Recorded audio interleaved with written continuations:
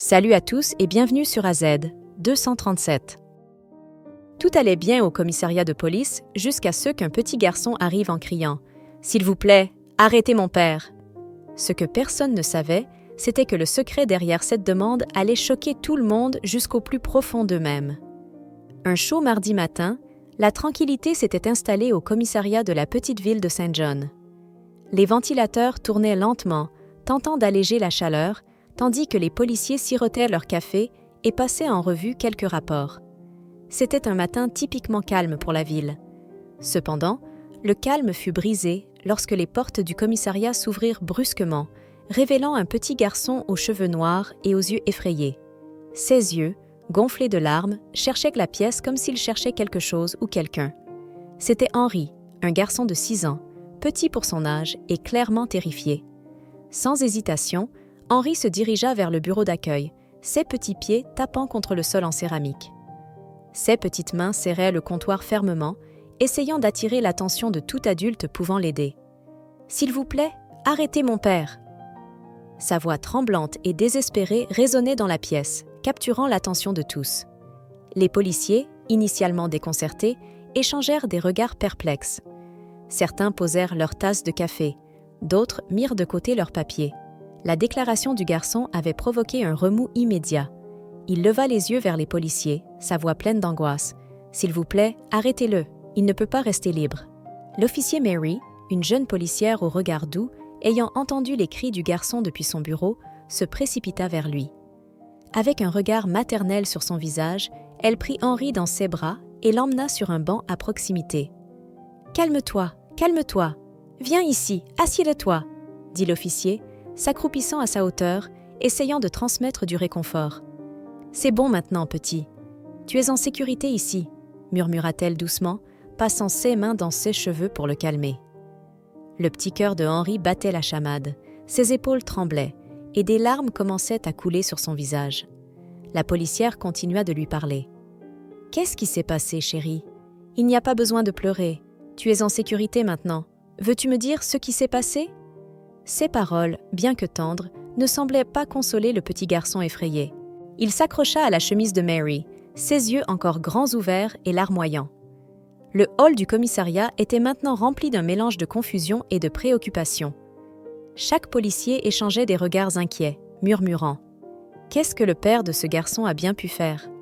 Cependant, il était clair que les paroles d'Henry portaient un poids insoutenable pour quelqu'un de son âge.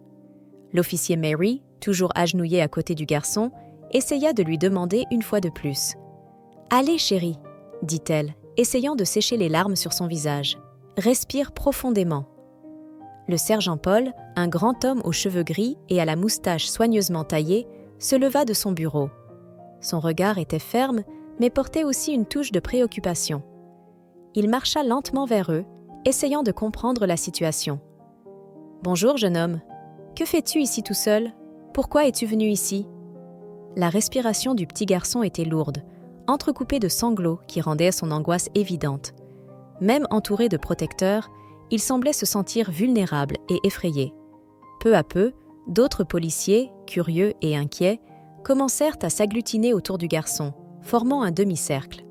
Le sergent, malgré sa posture imposante, montra une véritable préoccupation et demanda « Allez, mon garçon, tu peux nous dire ce qui s'est passé ?»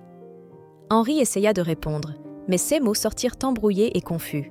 « Il va être arrêté. Il va aller en prison. » Ce qui augmenta le sentiment de peur chez tous les présents. L'officier de police et le sergent, voyant que tous les agents étaient curieux et se pressaient autour, inquiets de faire peur au petit, décidèrent de l'emmener dans la salle d'interrogatoire. « Allez, chérie, » dit la femme, le soulevant prudemment. « Entrons et discutons un peu. » Le garçon se calma lorsqu'il s'assit sur la chaise dans la salle d'interrogatoire et la policière demanda à nouveau. « Qu'a fait ton père, Henry ? Ton père t'a-t-il blessé ou a-t-il fait quelque chose de mal ?» Mary demanda, essayant d'extraire des informations concrètes du petit garçon. Son visage se contorsionna en une expression de frustration. Il était clair qu'il voulait dire quelque chose, mais les mots semblaient lui échapper. « Papa se fâche parfois. » Sa voix disparut à la fin de la phrase, laissant un sillage d'incertitude et de spéculation dans l'air. « Que veux-tu dire, mon fils ?» demanda l'homme. La tension qui s'ensuivit était palpable. L'esprit des policiers commença à s'affoler, essayant d'assembler les pièces de ce sombre puzzle. Ils imaginaient les pires scénarios possibles. S'agissait-il de violences domestiques ou d'abus verbal? Qu'est-ce qui pouvait être si terrible pour pousser un enfant à chercher refuge au commissariat et à supplier pour l'arrestation de son père? Le sergent se pencha, remarquant le regard triste du garçon lorsqu'il parlait de son père. Se plaçant au niveau des yeux de l'enfant, il dit « Nous allons t'aider, Henry », murmura-t-il doucement. « Mais j'ai besoin que tu essaies de nous en dire plus, d'accord ?» Henry acquiesça lentement, luttant toujours contre ses larmes. « Allez, je vais te poser quelques questions, et tu réponds juste oui ou non, d'accord ?» proposa Paul. « Oui ? Ton père est-il à la maison maintenant ? Comment as-tu pu sortir de la maison ?» demanda l'homme. Le garçon répondit, séchant ses larmes. « Eh bien, papa dort. J'ai déverrouillé la porte et je suis venu ici. » Le sergent et la policière se concentrèrent sur la compréhension du récit confus d'Henry. La femme, avec un ton maternel, demanda « Ton père est-il très agressif, Henry ? Est-ce qu'il te frappe ?» La réponse du petit garçon prit un moment, comme s'il réfléchissait à ce qu'il allait dire. « Oui, j'ai été frappé quelquefois », s'exclama-t-il, les yeux grands ouverts et la respiration rapide.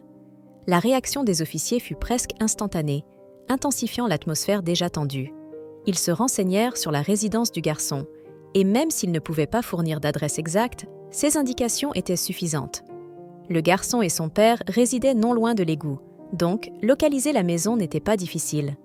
Lorsque le sergent interrogea Henry sur sa mère, il dit qu'il ne l'avait pas vue depuis longtemps. Les mots glaçants qui suivirent laissèrent tout le monde abasourdi. « Papa a dit qu'elle était partie se promener, mais elle n'est jamais revenue. » Alors que la situation devenait plus claire, des soupçons de violence domestique surgirent, surtout étant donné l'étrangeté d'un homme élevant un garçon sans sa mère et insistant sur le fait qu'elle était juste partie se promener. Le commissariat bourdonnait d'activité. Les officiers s'affairaient, coordonnant leurs réponses, prêts à agir. Une équipe fut dépêchée en toute hâte à la résidence d'Henry, se préparant au pire. Le sergent transmit un message urgent par radio à l'unité en route vers la maison d'Henry. « Attention, unité W35R. Nous avons un rapport de violence domestique. Ne laissez pas l'homme s'échapper. Procédez avec prudence. » Henry, la voix tremblante, continua. « Chaque nuit, il se met en colère.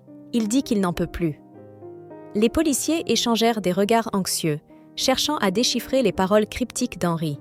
« Qu'est-ce que ton père ne peut plus supporter, petit ?» demanda le sergent. Les yeux du garçon se remplirent de larmes.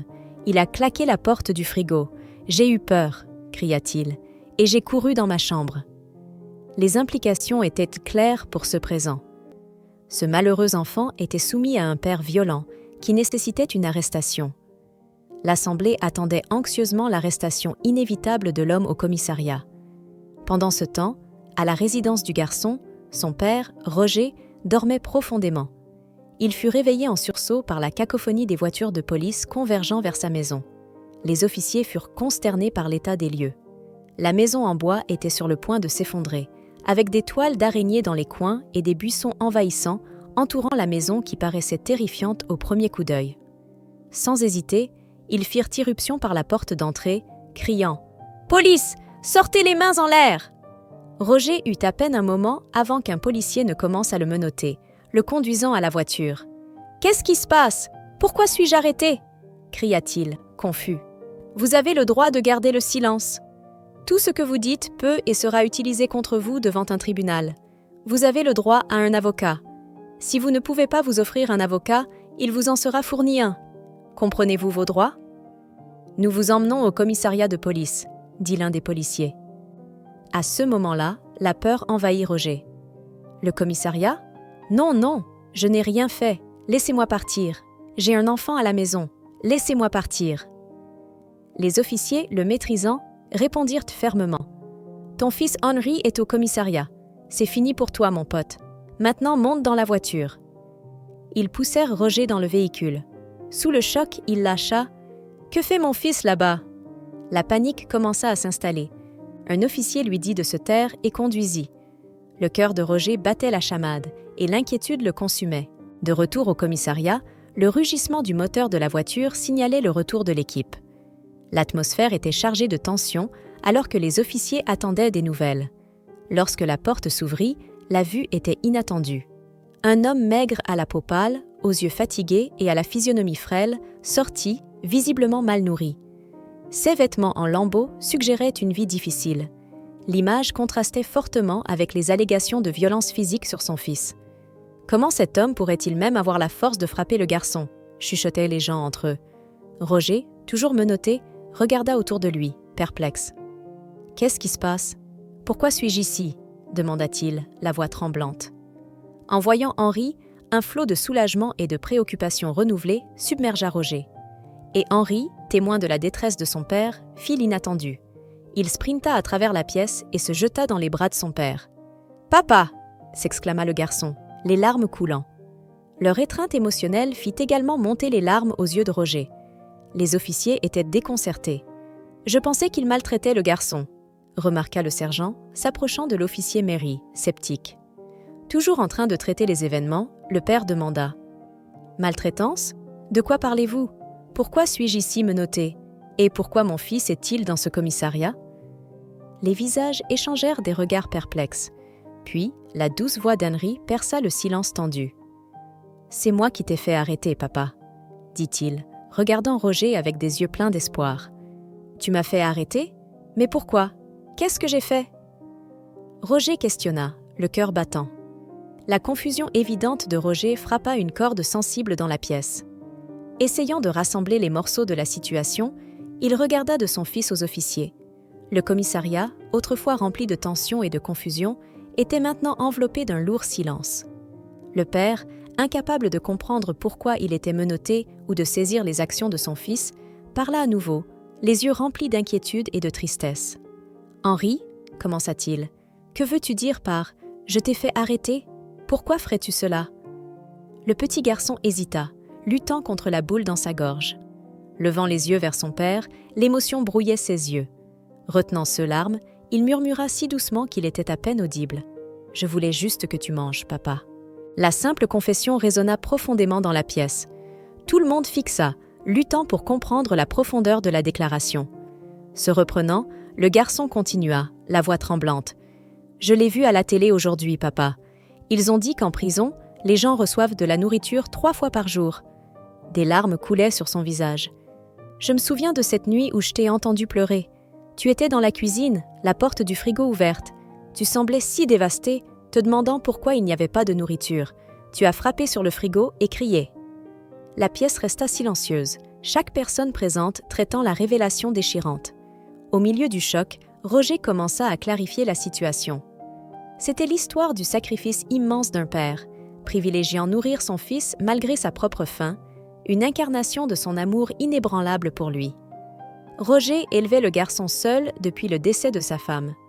Pour protéger son jeune fils de la douloureuse vérité, il lui disait que sa mère était partie se promener, sans jamais imaginer que cela nourrirait l'espoir du garçon pour son retour.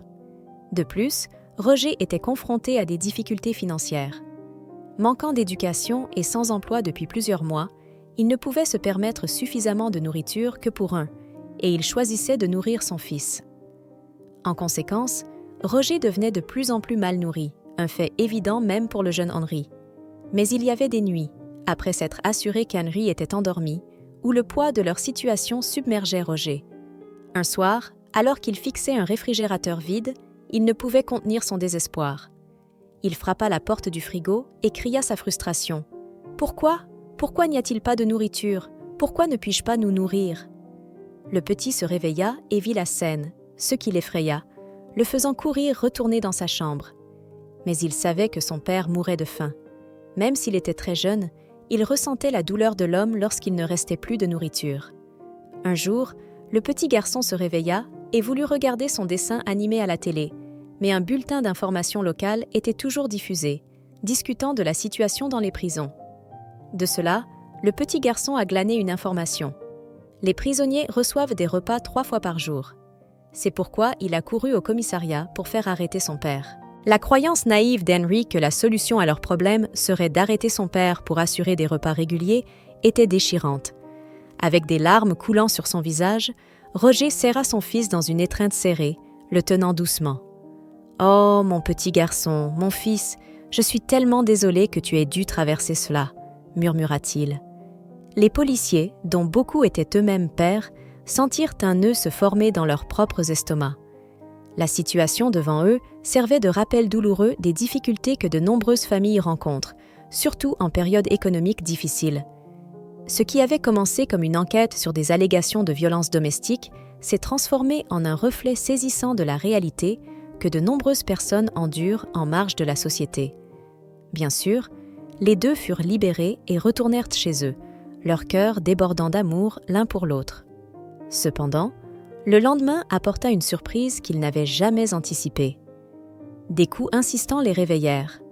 Lorsqu'ils ouvrirent la porte, ils furent accueillis par plusieurs membres de la communauté, aux côtés des policiers des événements de la veille. « J'ai entendu dire que quelqu'un ici pourrait avoir besoin d'un peu d'aide », dit Mary, un sourire chaleureux sur son visage. Avant que Roger ne puisse se remettre de son choc, le sergent ajouta « Au fait, nous avons besoin d'un concierge au commissariat. Seriez-vous intéressé ?» Des larmes montèrent aux yeux de l'homme.